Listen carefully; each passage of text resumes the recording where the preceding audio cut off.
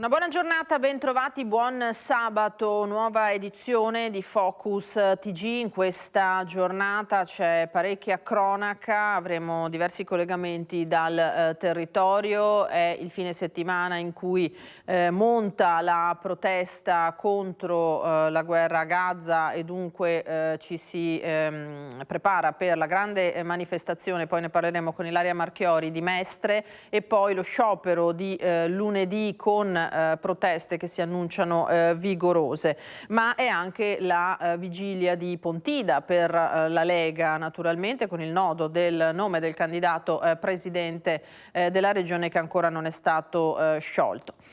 Andiamo alla cronaca allora e alla tragedia sfiorata ieri pomeriggio tra i campi di Asolo dove è caduto un ultraleggero, a bordo 2 occupanti, il pilota del 1962 e il passeggero di un anno più vecchio, entrambi residenti ad Altivole. Immediato l'allarme e la mobilitazione di uomini e mezzi, vigili del fuoco, operatori del SUEM 118, carabinieri, sul posto anche il sindaco Franco della Rosa. Le immagini che vedete sono di Yuri Bez, amministratore della pagina Facebook di Altivole, che ringraziamo naturalmente, immagini davvero impressionanti. Il pilota è stato portato a Montebelluna con l'ambulanza di Castelfranco, mentre il passeggero, rimasto incastrato nell'abitacolo ed estratto dai pompieri, è stato accompagnato invece all'ospedale di Treviso con l'elicottero del SUEM di Padova. Entrambi non hanno riportato ferite gravi, il velivolo era da poco decollato dall'aviosuperficie Asolo Flight a 200 metri di distanza dal luogo dell'impatto, probabile un'avaria e la conseguente manovra di emergenza. E poi c'è stato il lungo intervento di questa notte compiuto dal soccorso alpino, il secondo in 2 giorni, sulla cima grande di Lavaredo, siamo sulle montagne bellunesi, per recuperare una coppia di alpinisti di nazionalità spagnola rimasti bloccati a 2500 metri di quota. I due, 31 anni lei e 34 lui, ieri mattina alle 5 avevano attaccato lo spigolo di Bona. Arrivati all'uscita sulla cima grande di Lavaredo hanno perso la traccia del rientro, l'allarme è scattato alle 23 e ha mobilitato 7 tecnici del soccorso alpino di Auronzo, compresi 2 soccorritori della Guardia di Finanza, che in parte camminando e in parte arrampicando hanno raggiunto la coppia, che è stata assicurata e aiutata a scendere alla base della parete. L'intervento si è concluso alle 5 di questa mattina. Sull'home page del Gazzettino adesso, perché la cronaca davvero in questa estate non finisce di parlarci di bambini, ragazzi che o vengono feriti in incidenti stradali o addirittura perdono la vita, come il piccolo Mattia di Adria, funerali nel giorno del suo compleanno. Lunedì sarà il giorno dell'ultimo saluto al bambino di 7 anni, travolto in bici con la mamma da una 70enne che, lo ricorderete, aveva la patente sospesa.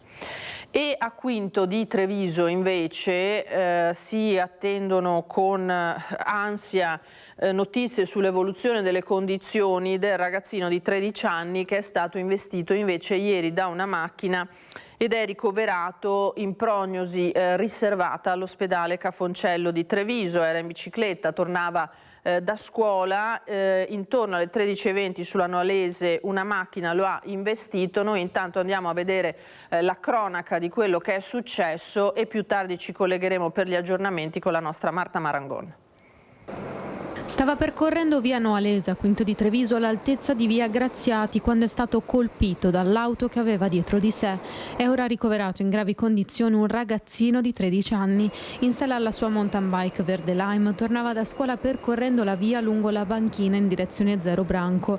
L'incidente intorno alle 13:20 in prossimità delle strisce pedonali. Forse una distrazione, una piccola sbandata, il ragazzino è stato colpito dalla Renault guidata da un 47enne del posto. Ha provato a inchiodare i segni della frenata ancora sull'asfalto, ma era troppo tardi. L'impatto al centro della corsia. Il ragazzino è stato prima colpito e poi sbalzato a pochi metri, cadendo e sbattendo la testa. Noi siamo venuti qua dopo, però c'era un signore che ha sentito il colpo, è andato nella strada e c'era un ragazzo stava male, ha perso il senso. Era un ragazzo tranquillo, era molto tranquillo. La scuola andava bene, poi abbiamo sentito. Un forte botto che ha allertato negozianti e residenti che si sono precipitati sulla strada deviando il traffico in attesa dei soccorsi. Il 13enne, rimasto sulla strada, in un primo momento era incosciente. Un medico di passaggio lo ha aiutato e in poco tempo ha ripreso conoscenza, lamentandosi per le profonde ferite alla testa riportate. Sul posto sono intervenuti i soccorritori del SUEMA 118 con ambulanza e automedica e hanno trasportato il 13enne al Cafoncello. Arrivati anche i carabinieri della stazione di Zero Branco con il supporto del nucleo operativo di Treviso per la gestione della viabilità. Indagini in corso per accertare l'esatta dinamica della vicenda. Sotto esame il cellulare del ragazzo, da chiarire se lo stesse utilizzando al momento dell'impatto. Intanto il 47enne alla guida è stato condotto al comando per tutti gli accertamenti del caso. E come detto, più tardi faremo il punto sulle condizioni del tredicenne. Intanto la cronaca giudiziaria ci dice che sono stati condannati i genitori di Christian Menin, il bimbo di Limena annegato nell'estate del 2021 mentre era in piscina a San Pietro in Gu. Condannata anche la bagnina che doveva vigilare la vasca dove si è consumata la tragedia. Condannati a 4 mesi con la sospensione della pena per non aver sorvegliato il loro bambino che era in piscina senza braccioli pur non sapendo nuotare. La condanna del Tribunale Monocratico di Padova a Emanuele e Elisa, genitori del piccolo Christian Menin, il bimbo di 6 anni annegato nell'agosto del 2021 mentre era in piscina a San Pietro in Gu. Condannata a 4 mesi anche la bagnina, assolti invece il gestore dell'impianto e il responsabile dello staff dei bagnini. Si attendono i risarcimenti che verranno decisi in sede civile. Per i giudici, i genitori sapevano che il figlio non era in grado di nuotare da solo, eppure lo hanno lasciato vicino alla piscina senza controllare se avesse o meno i braccioli.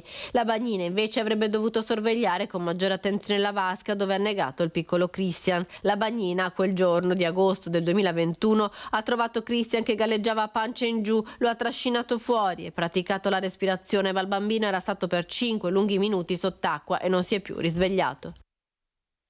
E vi dicevo, bambini, ragazzini, protagonisti loro malgrado della cronaca a Udine, scontro auto scuola bus con a bordo 23 bimbi, l'accompagnatrice e l'autista, lungo il confine tra Buia e Treppo Grande, alla fine tanta paura e per fortuna però tutto si è risolto per il meglio. Vediamo. Strada che arriva da Buia, praticamente lo scuolabus stava arrivando da Buia e all'incirca dove ci troviamo noi, dove c'è questa camionetta tra i due autobotti dei vigili del fuoco, è avvenuto l'impatto. La macchina invece sopraggiungeva in senso opposto. L'incidente è accaduto attorno alle 8 tra Buia e Treppo Grande, per la precisione al chilometro 7 della strada provinciale 55. Gli operatori della Sores del Friuli Venezia Giulia hanno immediatamente attivato il piano di maxi emergenza temendo una situazione più grave. Il responsabile che si trovava all'interno del pulmino è stata subito, celermente, con freddezza, ha preso immediatamente il martello, vedete, eccolo qua, ha sfondato il lunotto e da qui è uscita portando fuori i bambini. 3 squadre dei vigili del fuoco giunte da Udine e dai distaccamenti di Gemona e San Daniele del Friuli. L'elicottero Drago del reparto volo di Venezia, i carabinieri del radiomobile di Udine e della stazione di Buia, i sanitari con ambulanze, automedica e l'elisoccorso e la polizia locale. Quest'ultima ha effettuato i rilievi e le prime indagini per chiarire le dinamiche. Complessivamente l'incidente tra scuola, bus e auto ha coinvolto 26 persone, di cui 3 adulti e 23 bambini. I 3 adulti sono stati portati in ospedale e ricoverati. Le loro condizioni sono classificate in codice giallo, prognosi riservata. I 2 bambini invece hanno riportato soltanto ferite lievi da codice verde. Gli altri sono stati assistiti dal personale sanitario e dai genitori che sono giunti sul posto pochi minuti dopo. La rimozione dei mezzi e la messa in sicurezza è terminata poco dopo le 13. E il collega Omar Costantini ha raccolto anche delle testimonianze sul luogo dell'incidente. Sentiamo. Educatrice che si è fatta male al braccio, anche pure lei è stata ricoverata per accertamenti eccetera, perché nel tentativo di liberare i bambini dall'autobus è fatta male pure lei, insomma, quindi diciamo 2/3 feriti lievi e il resto tanto spavento. La notizia di qualcosa di terribile accaduto in pochi minuti ha fatto il giro della comunità del Friuli Morenico. Sirene, ambulanze, vigili del fuoco, elicotteri in volo. Secondi interminabili per i primi soccorritori, genitori e nonni appena apparso loro la scena del drammatico incidente tra Buia e Trepogrande. Lo scuolabus rovesciato su un fianco, l'auto coinvolta, distrutta. Il pensiero corre veloce, la mente elabora scene tragiche, poi il sollievo alla vista dei bambini impauriti e l'abbraccio che si scioglie in lacrime di gioia per lo scampato pericolo. Di che scuola è di queste? La scuola di Treppo. La scuola materna? No, scuola primaria e scuola di Monfazzo di Treppo.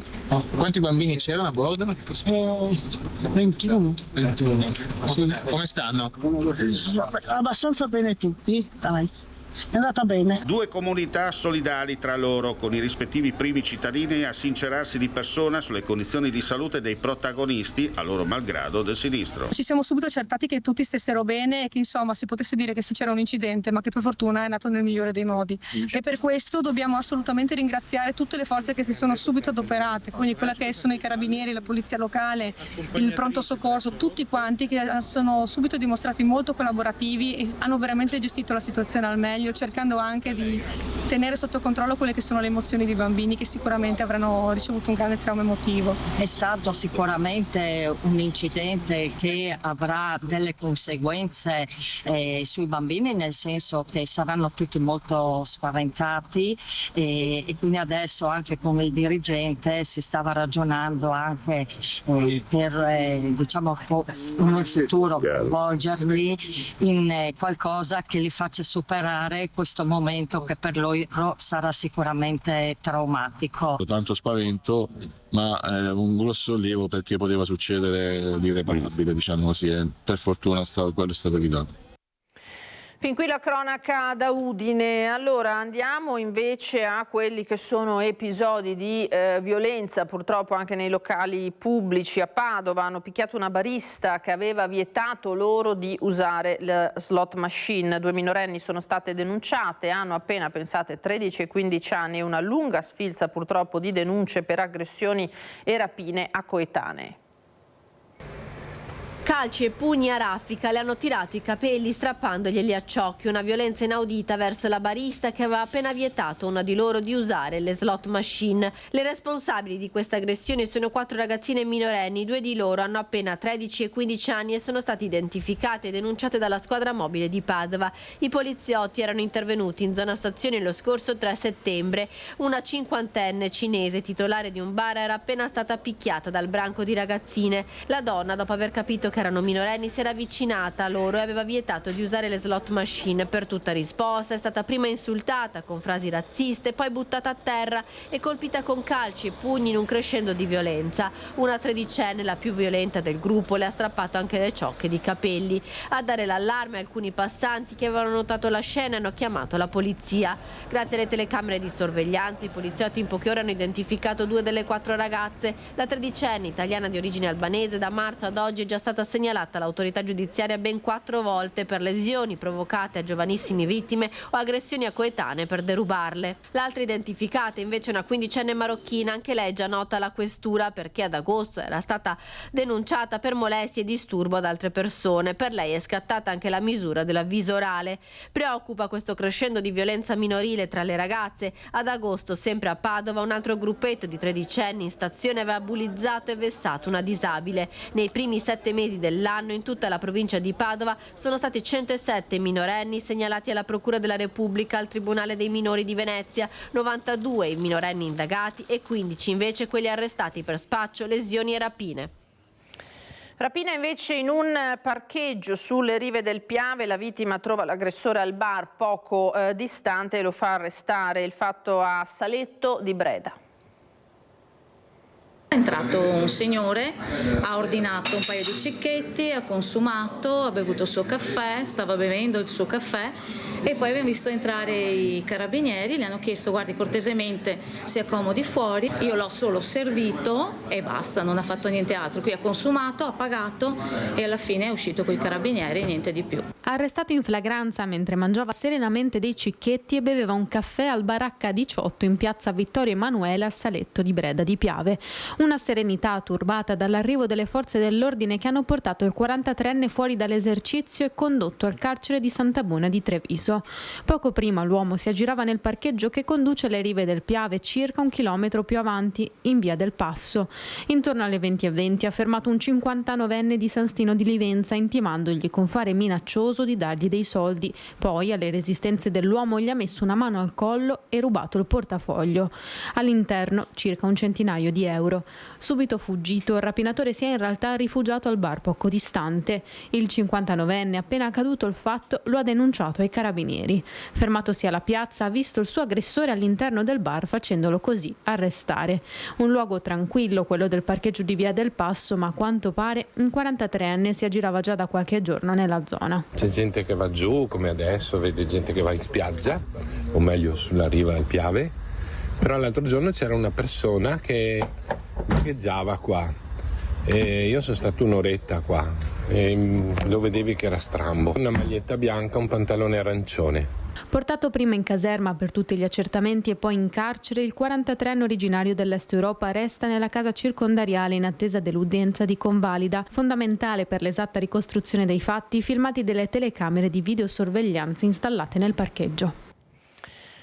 E ora una notizia arrivata da poco in redazione è relativa a un provvedimento preso dal questore di Treviso Alessandra Simone, che ha disposto per 10 giorni la sospensione della licenza di una struttura ricettivo-alberghiera, un B&B del centro storico di Treviso, al cui interno venivano alloggiati clienti senza procedere alla loro identificazione e registrazione e la successiva comunicazione alla questura, che sapete essere obbligatorio. L'episodio più grave ad agosto, quando a seguito di un controllo è stato rintracciato tra i clienti alloggiati in struttura un cittadino moldavo di 22 anni, socialmente pericoloso, destinatario di un'ordinanza di custodia cautelare in carcere emessa dal GIP del Tribunale di Roma per un procedimento penale che vedeva indagato l'uomo per sfruttamento della prostituzione. A seguito degli accertamenti, come detto, la struttura è stata chiusa per 10 giorni. A Malo 15 giorni invece di chiusura inflitti a un bar, le autorizzazioni del pubblico esercizio sospese anche in questo caso per motivi di sicurezza pubblica. Malo, chiuso per 15 giorni, sospese le autorizzazioni di un bar per motivi di sicurezza pubblica. Sono i carabinieri a notificare al titolare del locale il provvedimento emesso dal questore di Vicenza ai sensi dell'articolo 100 del testo unico di pubblica sicurezza. Tutto nasce da gravi episodi accaduti il 21 agosto, quando i militari della stazione di Malo sono intervenuti nell'esercizio pubblico, dove si era verificata un'aggressione. Nel corso degli accertamenti, i militari avevano appurato che all'interno del locale 2 avventori avevano aggredito un uomo che si era poi dileguato. Sul posto i carabinieri avevano trovato un coltello. Svariati sono stati poi nel tempo gli interventi dei militari per turbativa dell'ordine e della sicurezza pubblica e già nel 2023 i carabinieri avevano colto all'interno del locale una persona in possesso di droga. Nel corso di alcuni controlli poi i militari hanno identificato alcuni avventori del locale gravati da precedenti di polizia. Questa dunque avete sentito la cronaca da Malo. Allora poi c'è il tema purtroppo crescente delle truffe, ve ne abbiamo dato conto in diverse occasioni questa settimana e allora dal Comando Provinciale dei Carabinieri di Treviso arriva un nuovo appello, in questo caso dal Tenente Colonnello Stefano Mazzanti che è comandante del reparto operativo, perché purtroppo le segnalazioni si moltiplicano e occorre mantenere davvero altissima l'attenzione. Per noi lo ha sentito la collega Marta Marangon. Il fenomeno delle truffe agli anziani è purtroppo in continuo e costante aumento in tutto il nostro territorio. Siamo qui con il comandante del reparto operativo dei Carabinieri di Treviso, il tenente colonnello Stefano Mazzanti, perché colonnello è un vero e proprio grido d'allarme quello che voi lanciate ed un appello alle persone. Sì, innanzitutto grazie, buongiorno. Stamattina approfitto del vostro servizio per rivolgermi alle persone più fragili e specialmente ai nostri anziani che purtroppo ultimamente sono vittime di questi truffatori che non hanno scrupoli nel rivolgersi appunto a chi ha una minorata difesa come i nostri anziani appunto. L'allarme o anzi l'indicazione che voglio dare è quella di non dare mai soldi a sconosciuti. Le modalità sono continuamente in evoluzione, quindi trovano sempre dei nuovi modi per poter contattare, per poter carpire la sicurezza e la fiducia delle persone a cui si rivolgono. Per cui non rispondete mai a nessuna chiamata e soprattutto fate sempre una riprova, una verifica di chi vi sta chiamando. Avete la facoltà di farlo, soprattutto per quanto riguarda le forze dell'ordine. Chiedete di chiamare il numero o chiamate il numero che è quello di emergenza, di pronto intervento 112 e fate una verifica di chi vi sta contattando in quel momento. Chiedete sempre di parlare con un familiare. Se qualcuno vi dice che vostro figlio, vostra nipote o un qualsiasi altro parente che è rimasto vittima di un incidente, quindi si chiede una cauzione, chiedete di parlare con chi in quel momento vi è stato proposto come autore del reato, quindi il vostro familiare. E soprattutto ricordatevi che né i carabinieri né le altre forze di polizia e i tecnici delle società o di comuni passano porta a porta a prendere oro o denaro, quindi non siamo autorizzati a fare questo tipo di attività e ormai voi sapete che insomma il contante, soprattutto per quanto riguarda le istituzioni, non c'è il divieto di farlo circolare, quindi non consegnate denaro a tutto.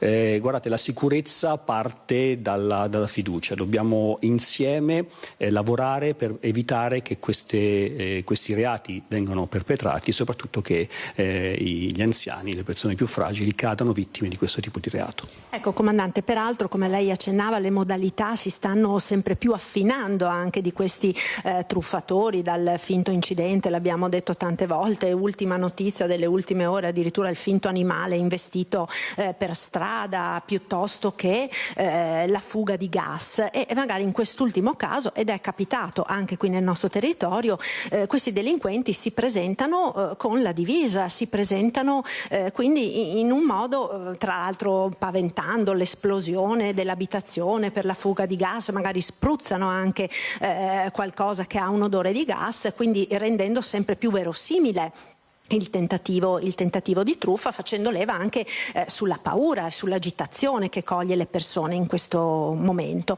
Quindi che cosa bisogna fare se si verificano situazioni di questo tipo? Guardate, allora la prima cosa su cui fanno leva è l'urgenza, perché loro hanno necessità, proprio per evitare che vengano fatte le verifiche, di chiedere soldi o di chiedere un comportamento che metta paura e ingeneri un'urgenza affinché appunto le persone si allontanino da casa oppure consegnino il denaro per risolvere la questione il prima possibile. La prima cosa da fare è mantenere la calma. Come dicevo prima, di fronte a un uniforme bisogna avere anche il coraggio di dire di no, nel senso che è vostro diritto fare una verifica. Se c'è una paventata fuga di gas e quindi fantomatici vigili del fuoco o polizie locali vi chiedono di uscire dalla stanza o dalla vostra abitazione, voi potete anche uscire, però avete il diritto di fare una verifica, quindi prendete il telefono, non consegnate nessun tipo di oro o di denaro perché non esiste la contaminazione l'abitazione in questo caso, ed è soltanto un trucco per cercare di carpire il luogo dove voi nascondete i vostri averi, e quindi dovete come dire, mantenere la calma e dire di no anche a una persona in uniforme. Vedrete che in questa circostanza poi cambieranno sicuramente atteggiamento, perché capiscono che l'urgenza non fa più leva sul vostro comportamento e dovranno per forza desistere. Ecco, l'Arma dei Carabinieri peraltro è molto impegnata su questo tema, state infatti organizzando anche tutta una serie di incontri nei territori, nei comuni, per sensibilizzare soprattutto gli anziani. Guardate, la miglior arma di sicurezza è la prevenzione. Non esiste arma più potente della prevenzione. Soltanto con un comportamento adeguato noi riusciamo a mettere, diciamo, queste persone sul chi va là.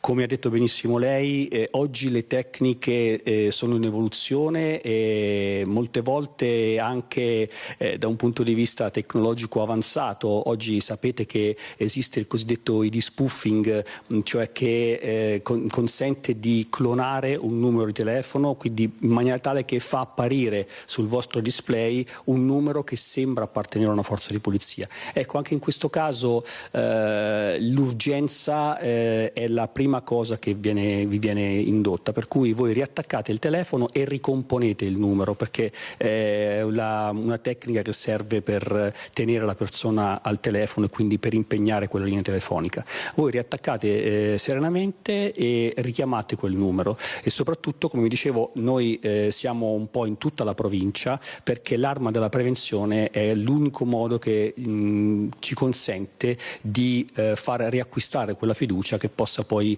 evitare alle persone di rimanere vittime di questo reato. Grazie dunque a Marta Marangone e Alberto Pivetta per questa intervista al colonnello Mazzanti. A Cornedo Vicentino ora, per un raid vandalico, tagliate le gomme a 30 auto in sosta, individuati i presunti responsabili. A darne notizia è stato il sindaco Francesco Lanaro. Dopo un'attenta attività investigativa condotta dalla Polizia Locale di Valdagno sotto la guida del comandante Daniele Vani, sono state individuate 2 persone, presunte i responsabili del vandalismo ai danni di circa una trentina di veicoli nella notte tra l'1 e il 2 settembre. Quella notte, in pieno centro storico, furono danneggiati numerosi veicoli parcheggiati. In molti casi gli pneumatici erano stati forati o sgonfiati. A darne notizia il primo cittadino. Verranno denunciati a piede libero alla Procura della Repubblica di Vicenza, affinché la giustizia faccia il suo corso. Io voglio esprimere una grande soddisfazione per quanto per il risultato ottenuto, per essere arrivati a capo di questo gesto aberrante che ci ha colpito. Non escludo, anzi con forza vi dico che il Comune di Cornedo Vicentino si costituirà parte civile nel procedimento penale, nel processo penale che dovesse instaurarsi presso il Tribunale di Vicenza, perché non è più tollerabile, non tolleriamo più questo tipo di atteggiamento di inciviltà. Fondamentale l'ausilio delle telecamere di videosorveglianza comunali, ma negli ultimi mesi, ha ricordato il primo cittadino Lanaro, Cornedo Vicentino è stato teatro anche di altri episodi di inciviltà e vandalismo che hanno destato preoccupazione nella comunità, al punto che nei giorni scorsi si è svolto in prefettura un incontro con i vertici provinciali delle forze dell'ordine. Dopo un mio appello al prefetto sono stato convocato da quest'ultimo insieme ai comandanti provinciali di polizia, di carabinieri e di guardia di finanza e la questura competente, alla quale ho espresso tutta la mia il mio, diciamo, disagio, la mia perplessità, le mie paure e anche la voglia di arrivare a capo di questi episodi. Rimaniamo nel Vicentino e nel capoluogo in particolare, perché è ancora tutta da chiarire la vicenda del cadavere dell'uomo trovato in un cantiere in zona Bertesinella. A far luce sulle cause del decesso dovrà essere a questo punto l'autopsia, che si svolgerà la prossima settimana. Al momento le indagini sono a tutto campo e gli inquirenti continuano a non escludere nessuna pista. Sarà l'autopsia a far luce sul 36enne trovato senza vita all'interno del cantiere di una palazzina di Via Rossa nel quartiere Bertesinella, nell'area verde davanti alla sua abitazione. Al momento gli inquirenti stanno battendo ogni pista per ricostruire l'accaduto alla luce delle ferite riscontrate sul corpo. Dalla possibilità che l'uomo sia stato vittima di un'aggressione all'incidente al gesto estremo non si esclude nessuna ipotesi. Vicenda tutta da ricostruire, iniziata giovedì mattina, quando ad accorgersi del corpo sono stati gli operai del cantiere. Sul posto immediatamente arrivati i sanitari del SUEM che non hanno potuto far altro che constatarne il decesso e subito a lavoro gli investigatori della squadra mobile di Vicenza guidata dal vicequestore Lorenzo Ortensi, seguiti dai poliziotti della scientifica occupati nei rilievi per raccogliere elementi utili alle indagini. Il PM di turno Gianni Pipeschi ha disposto l'autopsia sul corpo che sarà eseguita la prossima settimana, necessaria per far luce sulla vicenda che resta al vaglio delle autorità competenti. In regia oggi Francesco Cerona, Alessandro Granziera. Noi ci fermiamo per qualche istante di pubblicità, torniamo tra poco.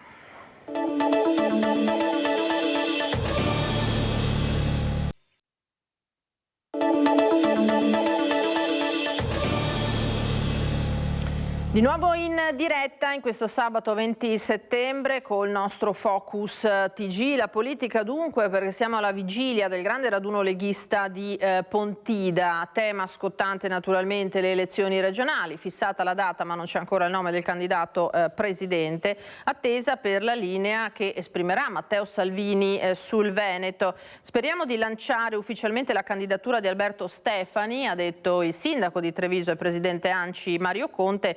Più freddi gli alleati col numero 1 dei meloniani, Luca De Carlo, che sul foglio, a domanda precisa, ha definito autorevole il nome di Lorenzo Fontana, che dunque ritorna. Contrariamente agli altri, la candidatura in Veneto per noi non è un assillo, è il suo affondo. Sapete che Matteo ha sempre insomma, il coliglio che esce dal cilindro all'ultimo momento, insomma, quindi spetta a lui, insomma, è il nostro segretario, individuare il candidato, ma io penso che insomma, sarà Alberto Stefani. La questione è tutt'altro che di forma. Sarà il Pratone di Pontida a incoronare Alberto Stefani candidato presidente di tutto il centrodestra? È questo l'interrogativo che pervade il popolo della Lega alla vigilia di un evento come sempre atteso, segnato da pulsioni interne con le varie anime pronte ad annusarsi e misurarsi. 40 i pullman in partenza dal Veneto. Ufficialmente però è il momento della compattezza e della convergenza. Lo è anche per Mario Conte, più volte indicato come possibile candidato governatore. Noi ci saremo numerosi per sostenere Matteo Salvini, per sostenere e ringraziare il presidente Zaia, ma soprattutto per lanciare, speriamo, ufficialmente la candidatura di Alberto Stefani. Non c'è altro tempo da perdere, dobbiamo lavorare per andare a raccontare ai veneti quanto di buono è stato fatto e quanto di buono vogliamo fare. Lei rimane sempre a disposizione se la chiameranno nella lista? Io rimango a disposizione dei miei cittadini. Ma mentre i leghisti sembrano convergere su Stefani, sul quotidiano Il Foglio, il coordinatore veneto di Fratelli d'Italia, Luca De Carlo, a precisa domanda definisce autorevole la candidatura del presidente della Camera, il leghista veronese Lorenzo Fontana, ribadendo che al momento nessuna decisione ufficiale e definitiva è stata presa. Contrariamente agli altri, per noi la candidatura del Veneto non è un assillo, l'affondo su Pontida, caustica Forza Italia. Non credo che Salvini possa fare un nome se non è condiviso con gli altri leader dei partiti, per cui lui potrà al massimo, credo legittimamente, proporre quello che è il candidato della Lega, dopodiché la sintesi si farà con gli altri. Non credo che sia così, come posso dire, banale e superficiale nel buttare fuori un nome se non è condiviso, farebbe una brutta figura. Fin qui il confronto tra le forze politiche nella fattispecie di centrodestra, e poi ci sono naturalmente le aspettative dei cittadini nei confronti del nuovo governatore, perché in Veneto si apre l'era post Luca Zaia. Sentiamo i cittadini padovani cosa ci hanno risposto proprio sulle loro aspettative. Cosa si aspetta nel post Zaia, visto che appunto non potrà più essere ricandidato? Beh, sicuramente si è creato un gruppo importante sul centrodestra, per cui credo che non ci saranno grandi cambiamenti. è chiaro, in questi giorni abbiamo vissuto sicuramente questa competizione fra Forza Italia e fra Fratelli d'Italia, insomma, quindi, ma penso che in Veneto sarà ancora un successore di Zaia alla fin fine. Uno all'altezza come Zaia potrebbe essere Stefani. Cosa si aspetta lei dal nuovo governatore? Che metta a mano un po' la sanità, che era il fiore all'occhiello del Veneto. Io che ho una serie di problematiche, devo fare visite eccetera, è un delirio ottenere, mi devo ricordare almeno 7-8 mesi prima per andare a fare una radiografia, cioè è veramente pazzesco. E poi l'altra cosa che è sotto gli occhi di tutti è il proliferare di questi studi privati. Innanzitutto che sistemi la sanità pubblica. Ormai si sta indirizzando tutto sulla sanità privata, la gente è costretta, se non ha i soldi, ad aspettare mesi, chi ha i soldi invece si può farsi curare subito e quindi questo è un aspetto importante secondo me di quello che potrebbe fare il nuovo governatore. A Zaia sono legato perché è il presidente che da quando ricordo consapevole c'è sempre stato. Sicuramente ha dato, come dire, una forte impronta anche molto personale, quindi anche nel governare il Veneto, nel stare tra la gente. Quindi credo che il successore, chiunque sarà, debba tenerne conto, cioè deve avere un linguaggio che riavvicini come fa Zaia. Rimaniamo a Padova, dove il prefetto ha emesso 4 misure interdittive nei confronti di 4 imprese del settore dei trasporti e delle costruzioni. Infiltrazioni mafiose nel mirino della prefettura di Padova. Il prefetto Giuseppe Forlenza ha emesso 4 misure interdittive a carico di altrettante imprese che operano nel settore dei trasporti e delle costruzioni, operanti nel territorio e con ramificazioni in tutto il nord Italia. Si tratta di 4 ditte, tutte riconducibili ad un unico prestanome. Le indagini condotte dal gruppo Interforze, che unisce Carabinieri, Polizia, Finanza e la Direzione Investigativa Antimafia, hanno messo in luce un forte legame tra i titolari effettivi delle imprese e la cosca 'ndranghetista del Grande Aracri, che già in passato nel settore delle costruzioni aveva tentato di espandere i suoi tentacoli al nord-est, soprattutto nel Padovano. Una famiglia criminale egemone nel territorio di Cutro, in Calabria, che ha cercato più volte di espandersi in Veneto, anche nel Veronese e in Emilia-Romagna. Le indagini, coordinate dalla prefettura, hanno ricostruito i legami degli imprenditori con il clan, fornivano sedi di comodo e attraverso soggetti compiacenti e localizzati a Padova proseguivano qui le loro attività, utilizzando però mezzi e maestranze già sottoposti a interdittiva. I provvedimenti emessi dal prefetto mirano a proteggere il sistema degli appalti, tutelando gli imprenditori che operano onestamente. L'attenzione verso questo fenomeno è massima e ha l'obiettivo di preservare la pubblica amministrazione e l'economia legale dall'infiltrazione di gruppi criminali mafiosi, ha detto il prefetto Giuseppe Forlenza in una nota ufficiale, assicurando che i monitoraggi continuano e che potrebbero esserci presto nuove interdittive. Manifestazioni, cortei, scioperi contro la guerra a Gaza. Il centro, il cuore pulsante di queste mobilitazioni è il veneziano, Venezia e Mestre. Mestre si prepara a un corteo imponente nel pomeriggio. In diretta per noi c'è Ilaria Marchiori, che vedo con l'assessore Venturini. Ilaria, buongiorno. Buongiorno anche a Tellina, buongiorno ai nostri telespettatori. Esatto, sono proprio in compagnia dell'assessore comunale Simone Venturini, perché ovviamente la macchina della sicurezza ha iniziato già a muoversi dalle prime ore di questa mattina. Ricordiamo che il corteo di oggi partirà dalla stazione di Mestre alle 16 per poi attraverso varie vie arrivare in piazza Ferretto, e poi ci sarà lo sciopero generale invece previsto per lunedì mattina con lo scopo di bloccare il porto. Quindi tra oggi e lunedì giornate davvero calde, a questo punto non solo dal punto di vista climatico, Assessore, ma proprio anche dal punto di vista della sicurezza. C'è preoccupazione? No, c'è molta attenzione, evidentemente la tensione purtroppo su questi temi è molta a livello internazionale, a livello europeo, quindi c'è un tema di evitare infiltrazioni di gente scalmanata e c'è la volontà soprattutto di appellarci alla responsabilità di tutti. Le manifestazioni sono sacrosante, quello che accade a Gaza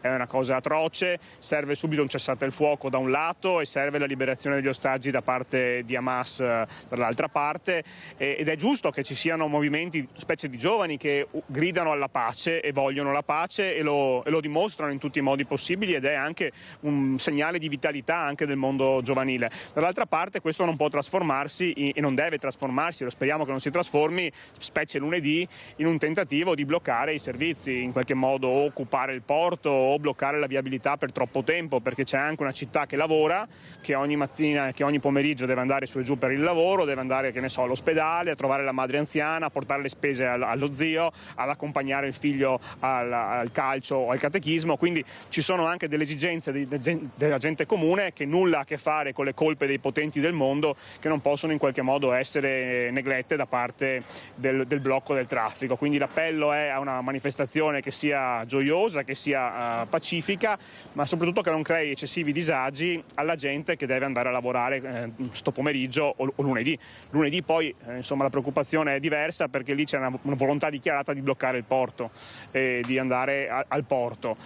Non si capisce quale sia il senso tra urlare alla pace, chiedere e pretendere al mondo la pace, e dall'altra parte occupare le attività portuali che nulla hanno a che fare con la guerra in corso in Medio Oriente e che nulla hanno a che fare con le colpe appunto di chi fa la guerra in Medio Oriente. Quindi alle volte non si capisce quale sia lo scopo. L'idea di bloccare una città o bloccare un porto per solidarietà al popolo palestinese, ecco, alle volte faccio fatica a comprenderla. Dopodiché è sacrosanta e sarà giusto che si possa in qualche modo anche tutelare i diritti dei lavoratori e di chi al porto lavora. Ecco, Assessore, per quanto riguarda oggi, massima attenzione però anche al ghetto di Venezia. Tutta la tensione che c'è nell'aria è evidentemente motivo di preoccupazione. In Europa si sono visti anche dei rigurgiti di antisemitismo dichiarato. Ne abbiamo avuti anche qui di episodi, soprattutto 2 in un mese ultimamente. Qualcuno anche nel nostro territorio, ed è evidentemente insomma obbligo e doveroso tenere alta l'attenzione su questi temi, perché non si passi dalla legittima e giusta accusa per quanto sta accadendo nel Medio Oriente a un passaggio dell'antisemitismo che per fortuna abbiamo superato in questo nostro paese e che non può tornare in alcun modo, quindi massima vigilanza anche a questo, per non sovrapporre i due piani e non tentare di fare un'equazione semplicistica tra quello che accade in Medio Oriente e la popolazione, in questo caso, e la religione ebraica. Molto spesso qualcuno ci ha provato a livello europeo, speriamo che questo non avvenga nel nostro territorio, la vigilanza ovviamente massima. Quindi l'appello a manifestare con responsabilità, manifestare senza in qualche modo interrompere i diritti dei cittadini, e manifestare sì per lanciare un messaggio di pace, ma che sia di pace anche nei modi e nei metodi con cui si manifesta. Questo è l'appello dunque che arriva dall'amministrazione comunale per quanto riguarda sia il corteo di oggi, ma soprattutto poi la manifestazione prevista per lunedì mattina a partire dalle 10. Da Venezia è tutto, ringrazio l'assessore e restituisco la linea allo studio. Grazie Ilaria Marchiori, Simone Merlo, grazie all'assessore. Naturalmente le nostre emittenti seguiranno anche in diretta dalle 10 lunedì mattina quello che accadrà a Venezia. Col sindaco Luigi Brugnaro, che ha effettuato un sopralluogo nel cantiere della nuova caserma della Polizia Locale a Marghera, sottolineando l'impegno concreto dell'amministrazione sul fronte della sicurezza. Alle polemiche sulla sicurezza noi rispondiamo coi fatti. Questo è l'allargamento, è una nuova costruzione della caserma di via Cafasso. Abbiamo costruito questo edificio, sarà pronto fra qualche mese, fine anno diciamo. Sta per essere completata in via Cafasso a Marghera la nuova sede della Polizia Locale, un investimento da 2,4 milioni di euro pensato per rafforzare la presenza sul territorio, offrire spazi moderni e funzionali alle attività operative, inclusa l'unità cinofila. L'edificio è costruito nel rispetto dell'ambiente e sarà dotato di sistemi sistemi di videosorveglianza avanzati, allarmi e celle di sicurezza connessi alla Smart Control Room per un controllo più efficace del territorio. Rendiamo subito, immediatamente operativi in termini di telecamere anche i 40 uomini che abbiamo qua, per cui sarà ancora un maggior controllo. Anche qui sono altre 2 celle di sicurezza, c'è tutto il sistema come abbiamo fatto di là, di armeria eccetera, e qui soprattutto siamo molto più operativi perché quando partiamo in pattuglia non abbiamo bisogno poi di dover portare i fermati fino al tronchetto. È prevista anche la realizzazione di un secondo fabbricato per il benessere e la gestione dei cani antidroga, con locali dedicati alla cura veterinaria, alla preparazione del cibo e al lavaggio. Il sindaco è poi intervenuto anche sulla situazione di via Carducci, al centro di recenti proteste da parte di residenti e commercianti, dove i negozianti si sentono intimoriti e gli abitanti esasperati da episodi di degrado e insicurezza. La presenza quotidiana della polizia locale, con numerosi interventi, testimonia la complessità della situazione. Secondo quanto segnalato, la vicinanza con la mensa di via Querini richiama ogni giorno decine di senza tetto, contribuendo a creare un clima di forte tensione. Ma il sindaco tranquillizza. In via Carducci fra un po' ci vivo, so da mattina a sera, e non è che Veritas o la polizia va così a caso, va perché il sindaco tutti i giorni, sacrosanti giorni, presidia il territorio e li manda e li ordina e li appoggia. Li appoggiamo non a parole ma dando soldi e finanziamenti. Quindi nessuna polemica, io rispondo coi fatti. Brugnaro ha assicurato che l'amministrazione continuerà a monitorare con attenzione il problema, intensificando i controlli e cercando soluzioni concrete per tutelare i cittadini e il decoro urbano. A Bassano del Grappa adesso da pochi giorni è aperto il cantiere per una nuova antenna 5G, di fatto a ridosso del centro storico. I dettagli dal nostro Mirko Cavallin, che sul posto è andato con Alessandro Costacurta.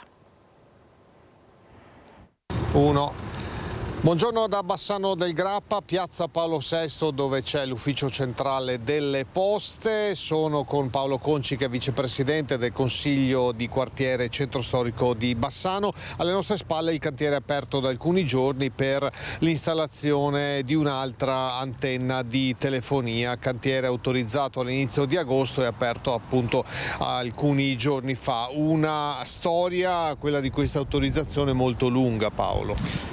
La storia comincia, per quanto riguarda il Consiglio di quartiere, nell'ottobre del 24, quindi quasi un anno fa, quando il Comune ci aveva messo a conoscenza della richiesta della compagnia telefonica di installazione dell'antenna, che era stato avviato l'iter, e delle iniziative che erano state iniziate per provare a opporsi a questa installazione. Non è l'unica antenna che è in fase di costruzione, ce n'è un'altra in quartiere Merlo, di quella di San Vito si è parlato per tanto tempo, ormai è operativa da tempo. Qui i lavori procedono speditamente, qui siamo forse più che in altre situazioni davvero in mezzo alle case, a pochi passi dal Tempio Ossario, a pochi passi anche dal centro. Allora, le antenne per la telefonia mobile sicuramente non piacciono a nessuno e a nessuno fa piacere averle sotto casa o sopra la propria casa, visto che sono alte oltre i 30 metri. Se fossimo in contesti naturalistici si chiamerebbero ecomostri, qui sono dei mostri urbani, sicuramente in centro storico ancora di più. Ci sono 2 argomenti da affrontare quando si parla di antenne, secondo noi. Uno è quello della sicurezza per l'inquinamento elettromagnetico, ma qui c'è una normativa complessa e un monitoraggio per cui si deve ritenere che sia tutto sicuro nei limiti di legge. L'altro problema, l'altra questione è quella estetica del contesto in cui queste antenne vengono inserite, e su questo si può discutere molto, anche se la normativa nazionale alla fine dà sempre la precedenza a queste installazioni per questioni di politica strategica nazionale, quindi sia i comuni sicuramente ma anche i cittadini possono fare molto poco. Voi comunque proverete altre azioni, altri passi, chiederete un monitoraggio continuo, che azioni avete in mente? No, noi le azioni le abbiamo già fatte, perché il percorso che abbiamo iniziato insieme all'amministrazione comunale un anno fa è stato lungo, c'è stata una consultazione continua e quello che un consiglio di quartiere può e deve fare in base al proprio statuto l'abbiamo fatto, cioè noi abbiamo partecipato a tutte le fasi, abbiamo anche fatto delle proposte su collocazioni alternative che non sono andate in porto perché la compagnia telefonica alla fine ha preferito questa. Abbiamo chiesto due cose però noi da sempre all'amministrazione comunale. Una è quella di promuovere un incontro pubblico, perché riteniamo che di fronte a situazioni così complesse e dove gli stessi comuni possono fare molto poco, sia doveroso informare i residenti e i cittadini della situazione e di quello che li aspetta, perché trovarsi dalla mattina alla sera il cantiere non fa piacere a nessuno, è meglio essere preparati. E poi abbiamo chiesto che il comune facesse un comunicato stampa, un comunicato comunque alla cittadinanza, quando la situazione ormai era consolidata. E in più abbiamo anche chiesto che i canoni di locazione di concessione di questa antenna, almeno in parte, venissero destinati a iniziative a favore del recupero del centro storico. Ecco, su queste tre cose noi non abbiamo ricevuto mai risposta. Attendiamo allora queste risposte, nel frattempo il cantiere procederà, ma vediamo anche di tenere sott'occhio la situazione. Grazie a Paolo Conci del Consiglio di Quartiere Centro, Alessandro Costacuta per la parte tecnica. Da Bassano è tutto, a voi. Grazie ai colleghi di Bassano. Ora subito a Quinto di Treviso per gli aggiornamenti sulle condizioni del tredicenne investito ieri terminata la scuola mentre attraversava la strada. Per noi Marta Marangonga e Alberto Pivetta sul posto. Marta, a te. Sì, buongiorno Lina, a te e ai telespettatori che ci seguono da casa. Siamo a Quinto di Treviso lungo la strada statale Noalese. Qui lo vedete, sta riprendendo Alberto Pivetta il luogo dell'incidente, il passaggio pedonale dove ieri intorno alle 13:15 un ragazzino di 13 anni è stato travolto da un'auto mentre attraversava la strada in sella alla sua bicicletta. Il ragazzino è stato subito soccorso dal tempestivo intervento di ambulanza ed automedica arrivati dall'ospedale Cafoncello di Treviso. È stato ricoverato nel reparto di terapia intensiva dove si trova tuttora in prognosi riservata. Le sue condizioni sono stabili. Qui con me il sindaco di Quinto di Treviso, Ivano Durigon. Sindaco, lei ha avuto modo di sentire anche la famiglia del ragazzino? Sì, buongiorno. Sì, ho sentito la mamma questa mattina che mi ha raccontato che il ragazzo è stabile, ovviamente è sempre in terapia intensiva e in coma farmacologico. E quindi speriamo in bene per il suo presto recupero. Ecco, in queste ore naturalmente lo capirete, è l'intera comunità di Quinto che si sta stringendo alla famiglia nella speranza che il ragazzino tredicenne esca il prima possibile dalla terapia intensiva e le sue condizioni possano rapidamente migliorare. Quel che è certo è che intanto si riapre il dibattito sulla sicurezza stradale in un'arteria particolarmente trafficata come appunto la Noalese, che divide in due il paese, e in questo tratto, siamo praticamente nel centro del paese, è frequentatissima naturalmente anche da pedoni e da ciclisti. Ci sono i negozi da una parte all'altra della strada, c'è la chiesa, la farmacia, c'è il municipio e poco più avanti anche le scuole. Tra l'altro, sindaco, voi avete fatto anche un investimento significativo sulla sicurezza. Sì, proprio qui ci sono due telecamere che riprendono e che hanno ripreso anche tutte quante le scene dell'incidente, e abbiamo implementato anche il numero dei vigili per il controllo proprio stradale, però probabilmente tutto questo non basta se non c'è anche attenzione da parte dei guidatori e tutti gli utenti della strada. Ecco, i vigili sono aumentati perché ne avete assunti di nuovi. Tra l'altro la polizia locale ha avuto modo di visionare le immagini delle telecamere che le vedete, insomma, sta inquadrando ora il nostro Alberto Pivetta. Una di queste è proprio sopra l'attraversamento pedonale dove si è verificato l'incidente. Avete avuto quindi modo anche di capire sostanzialmente quello che è successo? Sì, sicuramente adesso i video sono a disposizione delle forze dell'ordine. La dinamica penso sia abbastanza chiara, poi verrà resa nota quando avranno fatto tutti quanti gli accertamenti. Certo è che l'incidente è stato, il video è abbastanza crudo in se stesso e si vede il ragazzino che viene preso in pieno dall'auto e fa abbastanza pena vedere questo incidente qua, veramente poco visibile da una persona che magari ha qualche non ha possibilità, ecco, di tenere appunto queste immagini, però io dico speriamo bene per il ragazzo. È chiaro, questo comunque è anche un monito a tutti coloro che si mettono alla guida per prestare la massima attenzione, proprio perché l'ha detto la polizia locale, lo ribadiscono i carabinieri che hanno svolto e stanno svolgendo le indagini sull'incidente. Una delle principali cause dei sinistri è purtroppo proprio la disattenzione, anche perché qui siamo insomma in un centro urbano, la velocità non è elevata. No, qui in effetti è un'arteria molto congestionata, sono più di 10.000 i passaggi giornalieri, quindi generalmente non si corre forte e la fonte degli incidenti spesso volentieri è la disattenzione. Tutti noi dovremmo pensare che nei centri urbani dobbiamo prestare la massima attenzione ai pedoni e alle biciclette. Ci sono passaggi giornalieri ben visibili, c'è tutto, vediamo certe volte di andare anche un po' più piano. Ecco Lina, da Quinto di Treviso è tutto, restituisco la linea allo studio. Grazie Marta, grazie ad Alberto Pivetta per la parte tecnica e al sindaco naturalmente. Ci fermiamo per un altro rapido break, a tra pochissimo.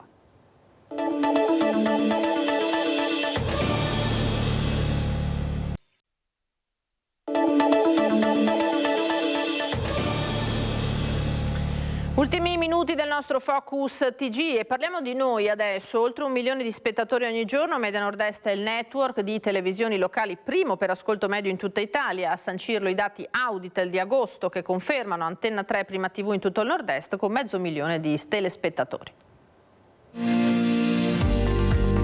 Media Nord-Est è primo network di TV locali in Italia per ascolto medio certificato Auditel. Un nuovo record per il nostro gruppo nel mese di agosto con la conferma di Antenna 3 prima TV in tutto il Nord-Est, con quasi 500.000 telespettatori ogni giorno. È un successo straordinario per le nostre emittenti che nel Nord-Est registrano quotidianamente oltre 1.055.000 spettatori, primi assoluti tra le TV locali in Italia, seguiti dalla Lombardia Mediapason, partecipata sempre da Media Nord-Est con il 25%, e poi il gruppo Telenorba sul terzo gradino del podio. Antenna 3 sempre leader in Veneto, sempre primi, al cuore delle notizie, al centro del dibattito politico. Le reti del network Media Nord-Est sono le vere piazze del confronto. Un successo quotidiano fatto di sacrificio, dedizione e un unico faro nel nostro modo di lavorare e informare: mettere al centro i cittadini, i nostri telespettatori, per garantire loro di avere voce grazie alle nostre TV libere e indipendenti. Ma non solo, e lo sanno bene anche i protagonisti del dibattito politico, sociale ed economico del Nord-Est. Se qualcosa succede, lo vedi su Media Nord-Est. Se vuoi che qualcosa succeda, devi essere su Media Nord-Est.